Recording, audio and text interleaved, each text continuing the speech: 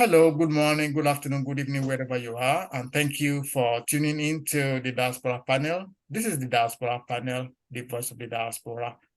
I have with me in the house today, I have Mr. Adeleke, who is based in the United Kingdom. Mr. Adeleke, you are welcome to today's meeting. Thanks for having me. And also Mr. Lawal, who is based in faraway Canada. Mr. Lawal, you are also welcome. Mr. Thank Lawal, you for having me this morning. No. And to all our viewers, I want to thank you for tuning in. Thank you for watching this program. If you are one of our viewers, if you have not subscribed, please press that subscription button. It's free of charge. You are not charged for it. And if you like any of our videos, please press the like button and share it with your friends so that they also can watch all our movies.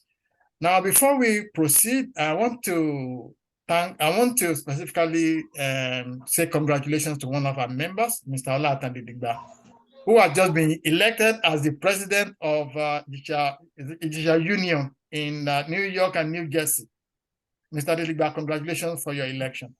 Thanks. I'm highly honored. Thank you very much. And we hope that this will bring a lot of honor to all Ijishas in diaspora. Amen.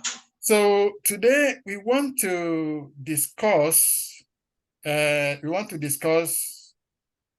new governor of Osun State, his first few days in office.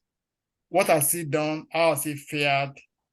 And we can see that in the last few weeks, there's a lot of sack.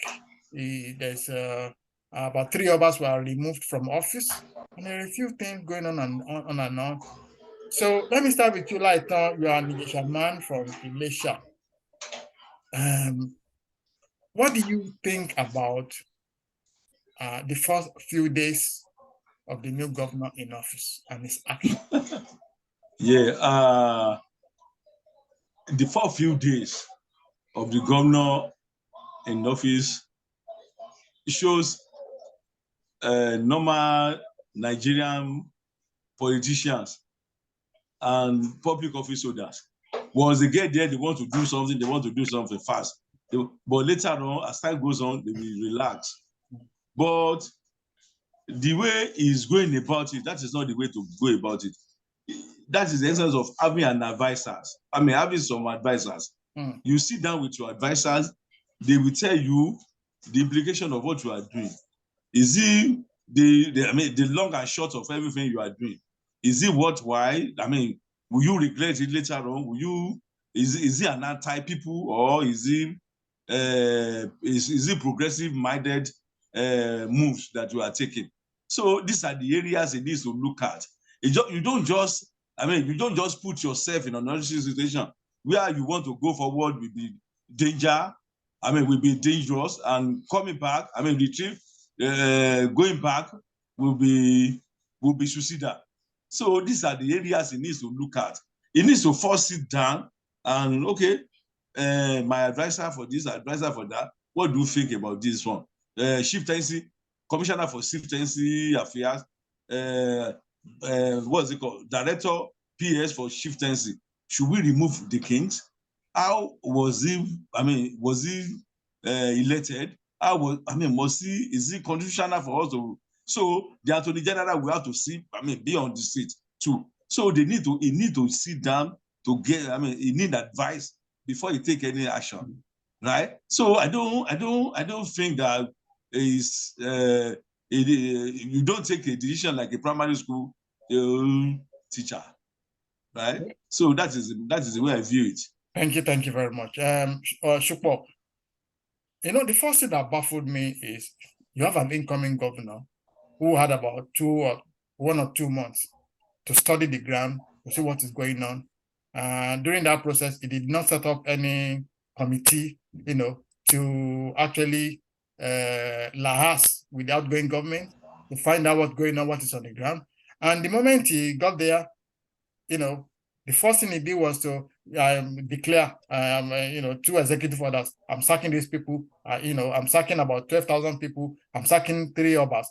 I'm doing this. Everything was just like chasing shadows. Instead for him to get there, appoint, the necessary people, to look at what is on the ground and, try to be on the side of the people. I mean, when you said you want to sack 12,000 people at a go, you want to remove 3 of us. Are you creating friends? Are you creating any? So what do you make out of his first few hours and first few days? I think my perception is, and this is not limited to Osun State. I think it's general practice in Nigerian state gubernatorial elections. I will characterize it as being chaotic, and chaotic because there are lots of things in my opinion, that are not done well. So to give you an example, within the state civil service structure, there is a hierarchy in which, as a non-political appointee, you reach. Those positions, for example, should be void of political interference. And the reason is because it allows government to carry out, its functions in a consistent manner. It allows people who have the knowledge and the experience to be able to manage the affairs of government. And that's why you have, I think the director level or director general is the level within the Civil Service Commission that I'm not sure, but that's my that's my estimate. That is, the highest level you rise to in a non-political kind of structure. So when you now suddenly come in and you find a governor that is sacking everybody, both political and non-political appointees, it doesn't make sense. So that's the first thing. The second thing also is, in my opinion, I think governors should be removed from the position or the role of appointing kings. I mean, each of these areas have a recognized council of chiefs who can elect the next king in accordance with their customs and their traditions. So, in my opinion, those people should have that responsibility. The local government chairman and the state governor's role should be ceremonial. It's only to certify, whatever has been done. But one funny thing that I actually laugh at in one of the things that was said was that Adeleke promised that he would correct past injustices. Okay, injustice is determined by who? By yourself or determined by a court? Accusations and counter accusations. Yeah. These are some of the challenges that we have, where government officials don't sometimes understand the limits of their executive powers. So I think it's important that these things be corrected. And governors, their role in terms of political appointment that they are allowed to make, or whatever interference that they are allowed when it comes to selecting traditional chiefs and all of those things, should be purely ceremonial. So I think it's chaotic, is my opinion. But I would say, to be fair to Adeleke, it's not only for Osun State. I think it cuts across most states in Nigeria. Right. Okay. So later, let me come back to you, and I want to ask you, if you were to advise Governor Adeleke, because to me, it seems just to be bouncing around, chasing shadows and try to, to do political hunting, on a hunting expedition. He's trying to find faults, and instead of him trying to concentrate on being successful in his administration. So if you are to be an advisor to him, what will you be telling him right now? Yeah, if I were to advise Governor Adeleke, I would just tell him that he should first sit down, study the situation. How is he going to improve the lives of the people? How is he going to outshine? How is he going to do it that it will be better off than the government is predecessor? So these are the area it needs to do. So we are the predecessor. He has minuses. How is he going to score like 100 there? So these are the area it needs to sit down, concentrate. The lives of the people, the civil servant state, nothing in that state, they don't do anything. How is it going to generate revenue? How to make sure, because a lot of things, the magic one, the guy, the predecessor used, We don't know. Considering the fact that all the two governors before him, they borrow a lot of money, right, to run the government in Osun, to do infrastructure. But this guy, Governor Yetola, he did everything. He didn't borrow for 4 years. So these are the area you need. But if you start, I don't know, you start complaining. The guy said he left some billions of naira there, but you said no. But the guy kept saying it. So these are the area, how to generate funds, how to manage the affairs of the state. What do you do to better off the situation on ground? So these are the area I will advise him to concentrate, rather than venting angers on where there is no anger. So he should just concentrate his attention. Call the PS. That is the essence. I'm sorry to say this. If truly he went to university, he learned a bit of management, he will know that these are the areas he needs to. He's a leader. He needs to lead, control, direct, organize. These are the areas he needs to concentrate. Basis. I said, you just want to remove somebody. There are rule of law. There is rule of law, right? There are check and balances. The executive there and the judiciary there, they are to check your excesses. So these are the areas you need to come. You just wake up, you want to change this thing. You go through the house. You pass. They should tell him that. You don't just come up with series of fiat. You want to lead, you want to do. No. Executive orders. No. Thank you. So these are the areas. Concentrate our attention. What do you want to do to better the lives of the people? What do you want to do to make sure that the state is a sonotry of all lives? What do you want to do to make sure that the farmers are well taken care of, so they can get good input in the state? So so that is my take. Thank you. Thank you very much, Light and Super. If you were to advise the new governor, what will you be telling him at this moment to concentrate on? I would say that his predecessor actually, in my estimate, did well, and he should build on that. Let's for once forget this, party rivalry, APC, PDP stuff, and really focus on what is good for Osun State. I must say, Governor Yetola, whoever may disagree with him, in my opinion, actually did very well. He managed the state without borrowing. He paid out, I think the numbers about almost 97 billion naira of inherited debt. And he left 14 billion naira in cash for the incoming administration. That's phenomenal.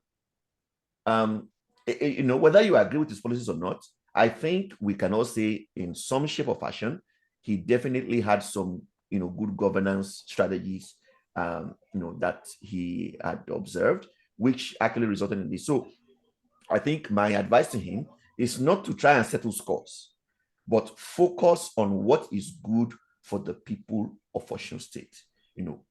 Implement strategies that will create jobs, that will fire up the local economy, and that will, put Osun State in the net positive. Those are things that I think he should focus on. Thank you very much. Finally, Lighton, I saw a video going online, and I saw they were showing Osun State Government House. The TVs on the wall disappeared, all the things in the kitchen, the utensil, the plates, the glass, the chairs in the situ, everything disappeared. And the PDP are saying that this is what the outgoing government has done. They took everything away. The outgoing government said that the PDP entered within a few days. They've stolen everything there. So now, is this the kind of politician that we deserve? No, this is routine. Whoever does that, they have the security there. They have the security. The security must be apprehended, and they will tell us who did that. Moreover, I remember why we are in civil service. they used to be audit department. So the auditors, before they leave that place, auditor will have to check everything, write it down. This is missing, this is missing, this is outdated, this is what they have to replace, this is what they have to replace. Right. These are the areas the auditor should come in, right? And to forestall any further occurrence, the auditor should be invited whenever the government wants. It is government property, not your own personal property. You use government to buy, you are using, you are spending government money to buy all these things. Why should you take it away with you? Or the PDP that came there to come and pick it. So the security will know. And it's wrong. That is what they are accusing Donald Trump for. He carted away virtually everything in the White House. Right? So all these politicians, they have the DNA, previous DNA in their blood. So all the politicians, no exception. Why should you go and steal? For what? These are the things you can buy ordinarily for yourself. Why should you? You have enough of money to buy this. So the public property, you are stealing it. Public office is a public trust. Nobody must bastardize this. It's wrong. Whoever you might be the past governor or the Igube governor, whoever does that, they should be apprehended, they should be reminded, they should be jailed. That is it, period. Thank you very much. Shupo, I was thinking that by now, the EFCC, the ICPC, and all the CCs, whatever they are called, they should have moved in to find out who actually stole these government properties. But right now, as we know in Nigeria, nothing is going to happen. What do you think? So again, this is one of the cases where there is no proper structure. One of the state ministries should actually be in charge of managing the facilities of the state. They should be the ones coordinating, the exits. There should be processes in place to do all this so that there is no, and that process should be non-partisan. So, when somebody comes in, there's a way to take an inventory. What did you bring in? What are you taking out?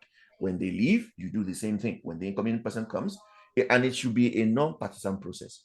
You see, these are the things, and you can only have this type of a situation or an arrangement where you have proper civil service structures in place, where people who are there are running it void of partisan influence.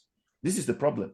So who do we believe? It would be sad to note that there may not be any cameras on those premises. It shouldn't be difficult to see who is carrying anything out.